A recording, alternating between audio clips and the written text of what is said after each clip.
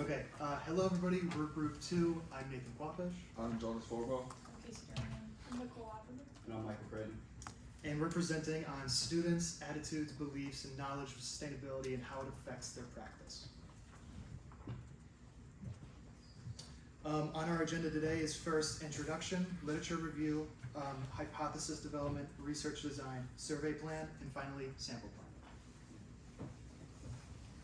Alright, to start with our introduction, we wanted to define sustainability, which is the avoidance of depletion of natural resources in order to maintain an ecological balance. So with college students, this can be difficult. So what we wanted to really look into is sustainable practices, which is defined as sustainable practices support ecological, human, economic, health, and vitality. So when we were starting our research, we really wanted to focus on more single-use plastics when it comes to college students, which brought us to our research question, which is, does more knowledge and interest of sustainability help influence a more sustainable lifestyle for college students? Alright, so after developing our research question, we began doing, background research as well to kind of find what could help our study. And so we decided to go the literature review with cover 3 topics, or categories that we could find research on to help support our research. The first of these was the growing trends in campus sustainability. So some major tidbits that we picked up while doing research. The first was that in recent years, more colleges and these universities have begun to implement these sustainable practices on their campuses. For example, look at NMU. NMU has, right outside, they've got the refillable water stations. There's the no-mow zones on campus, which year-round, they can't do landscaping on the preserved habitats. And even in the old dorms, they have the special toilets that have different flush settings to conserve water. Another important part that we found in our literature review was the 1990, I don't know how to pronounce it, but it should be the Telores Declaration. So what this was a document that was signed by leaders in higher education from countries all around the world. And this document basically marked a commitment by institutions for higher education to commit themselves to environmental sustainability. And then another tidbit was that colleges are no longer solely based on their ability to provide a quality education for their students. Their contributions to society are becoming an emerging factor. These contributions could be anything from things like environmental sustainability to things like just straight up working with the community and helping give back. And then the next topic we wanted to cover with our literature review was students' current knowledge or students' knowledge of sustainability. Surprisingly, there hasn't been a whole lot of research done on students' knowledge and beliefs of sustainability. The thing that we found that there was more research done about was their actual physical practices of it, what they're doing to support sustainability. But some other things from some studies that we did end up finding. One study at a university in Texas, not UT, but they surveyed students, and what they found was a minority of the students that responded knew exactly what sustainability was. However, the majority of the same students that responded said that they stated that they thought it was important. So it kind of leads you to believe that even though people may not be practicing it, people have it in their minds and it does influence them day to day. Another study, kind of dated, it's from 2007, but this study found that when it comes to sustainability, students mostly relate to it as it pertains to the environment.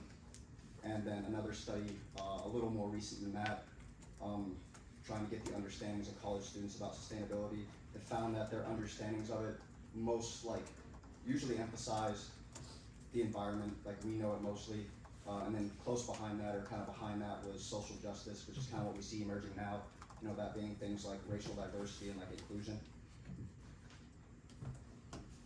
And then the final factor that we wanted to cover in our literature review was the sustainable practices of college students. Like I said, there was a little bit more research done on this topic. But like it says there, more students have begun following in the footsteps of their universities as these universities take the steps to go forward with practicing sustainability. and we kind of figured that this could have been a hint on how to get more students to practice. Like maybe it takes the higher ups at the institution forcing the policies to kind of get students to follow suit. And then one study conducted like in survey style at Colorado State University found that more than half the participants participate in something that's like an environmentally sustainable activity.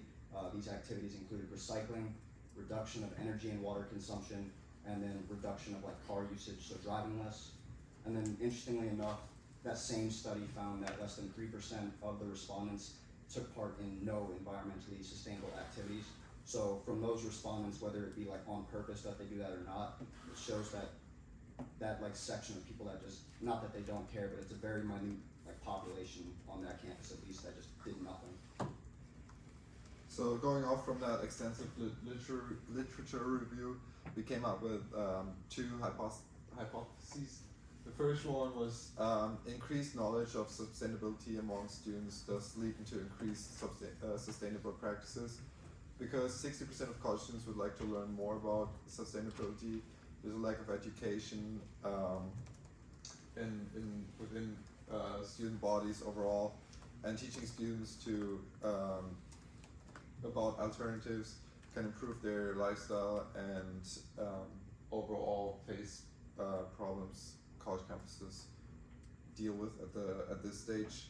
And building onto that, it's our second hypothesis: effective and feasible options to practice sustainable ability will increase the adoption of sustainable habits. Meaning, like the easier it is, the more likely we are to adopt it into our lifestyle, obviously.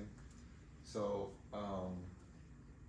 we just thought it's very important to find out how we can make it easier and find creative ways to adopt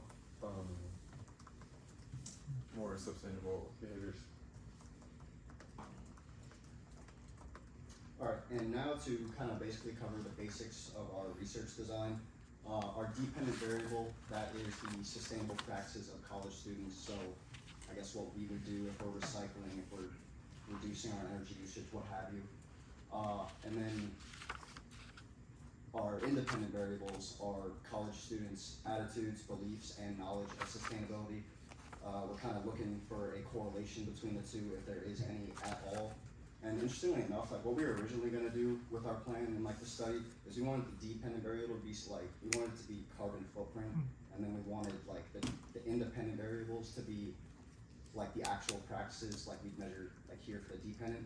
But then we kind of realized that we don't have a way to actually monitor carbon footprint, and we don't have a way to like monitor each individual person's actual like, yeah, they can say they go to the water thing 7 times a week, but how much water are they using? It just seemed a little too extreme for what we had here, so we figured that trying to find what influences students' actual practice of sustainability, just using like what we actually can find from them quite easily, would present a more feasible like research topic. Okay, so then our survey plan. So our survey takes approximately 10 minutes to complete. We are only focusing on Northern Michigan University students, but they can be any age, gender, or year at the university. So our goal is to collect around 300 to 500. Currently, we only have 92 surveys in, so we're hoping that after spring break we can get some more people doing the survey. But when you do start our survey, there's like a brief tutorial. So just kind of letting you know the risks of the tutorial or of the survey, and then just checking to make sure you are a Northern student or not. If you're not, the survey will then have you just close it. But then it goes into a variety of questions about the participants' knowledge on sustainability. And then the sample plan. So we have our QR code, and we plan to continue to distribute that between social media. This is the easiest way for us to send it to our friends and family. And then we are also doing it through the PEEF and NMU athletics.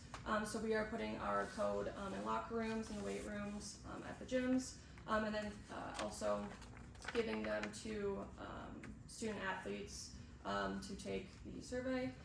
Next, we are going to continue to do it for Black Rocks Trivia Night. So we have our QR code posted on like the big screen at Black Rocks. That will kind of give us an older age of people taking the survey, and then lastly, at the Lydia Olson Library. So this will give us a different variety of people that are studying different things, and kind of give us more options for Northern students.